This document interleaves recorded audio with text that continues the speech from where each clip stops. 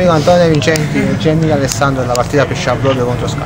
Diciamo Antonio De Vincenti, oggi non ha funzionato niente. Fisicamente uccisi e assenze.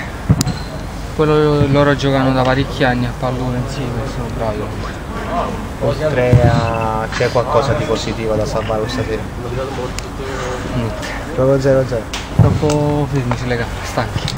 Quindi un passo indietro rispetto all'ultima prestazione. Sì. Anche perché comunque loro erano più bravi. Oggi. Va bene, come diverso. Bravo io. Un saluto a Piscopo. Sette surati, schifo. Bella vittoria. Sì, finalmente abbiamo giocato bene. Abbiamo fatto correre un po' la palla, abbiamo perso meno noi. È stato molto. Però secondo me abbiamo giocato meglio perché eravamo 5.